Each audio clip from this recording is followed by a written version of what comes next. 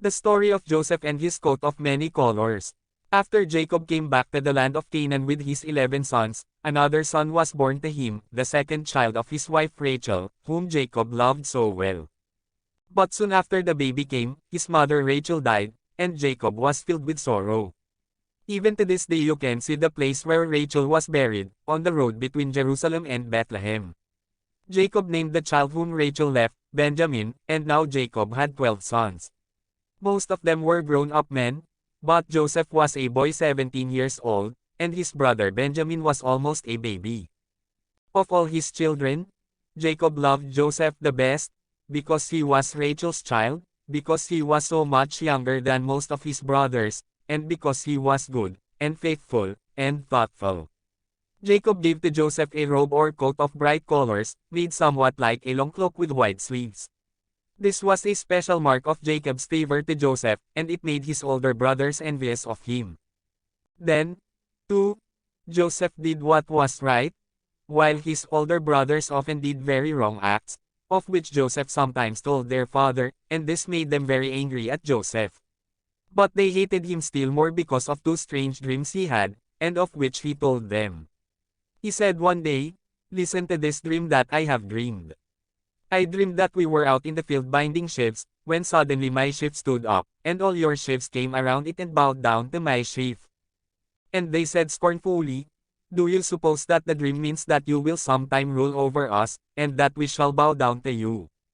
Then, a few days after, Joseph said, "I have dreamed again.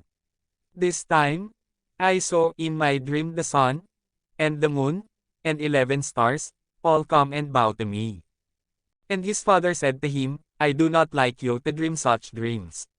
Shall I, and your mother, and your brothers, come and bow down before you as if you were a king?" His brothers hated Joseph, and would not speak kindly to him, but his father thought much of what Joseph had said.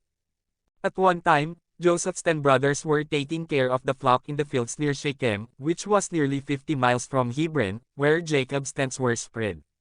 And Jacob wished to send a message to his sons, and he called Joseph, and said to him, "Your brothers are near Shechem with the flock. I wish that you would go to them, and take a message, and find if they are well, and if the flocks are doing well, and bring me word from them." That was quite an errand, for a boy to go alone over the country, and find his way, for 50 miles, and then walk home again. But Joseph was a boy who could take care of himself, and could be trusted, so he went forth on his journey, walking northward over the mountains, past Bethlehem, and Jerusalem, and Bethel, though we are not sure those cities were then built, except Jerusalem, which was already a strong city. When Joseph reached Shechem, he could not find his brothers, for they had taken their flocks to another place. A man met Joseph wandering in the field, and asked him, "Whom are you seeking?" Joseph said, "I am looking for my brothers, the sons of Jacob. Can you tell me where I will find them?" And the man said, "They are at Dothan, for I heard them say that they were going there." Then Joseph walked over the hills to Dothan, which was 15 miles further. And his brothers saw him afar off coming toward them. They knew him by his bright garment, and one said to another, "Look, that dreamer is coming. Come, let us kill him, and throw his body into a pit, and tell his father that some wild beast has eaten him, and then we will see what becomes of his dreams." One of his brothers, whose name was Reuben, felt more kindly toward Joseph than the others. He said, "Let us not kill him, but let us throw him into this pit, in the wilderness, and leave him there to die." But Reuben intended, after they had gone away, to lift Joseph out of the pit, and take him home to his father. The brothers did as Reuben told them. They threw Joseph into the pit, which was empty. He cried, and begged them to save him, but they would not. They calmly sat down to eat their dinner on the grass, while their brother was calling to them from the pit. After the dinner, Reuben chanced to go to another part of the field, so that he was not at hand when a company of men passed by with their camels, going from Gilead, on the east of the river Jordan, to Egypt, to sell spices and fragrant gum from trees to the Egyptians. Then Judah, another of Joseph's brothers, said, "What good will it do us to kill our brother? Would it not be better for us to sell him to these men, and let them carry him away? After all, he is our brother, and we would better not kill him."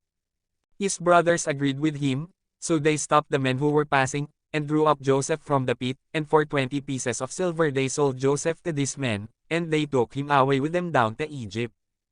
After a while, Reuben came to the pit, where they had left Joseph, and looked into it, but Joseph was not there.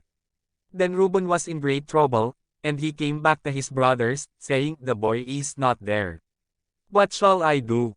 Then his brothers told Reuben what they had done, and they all agreed together to deceive their father.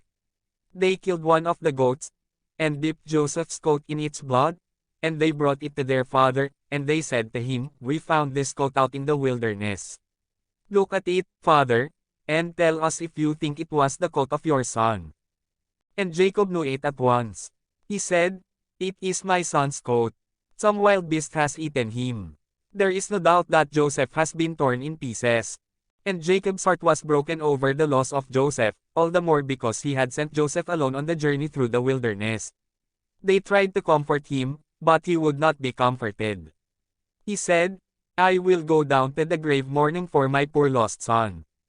So the old man sorrowed for his son Joseph, and all the time his wicked brothers knew that Joseph was not dead, but they would not tell their father the dreadful deed they had done to their brother, in selling him as a slave.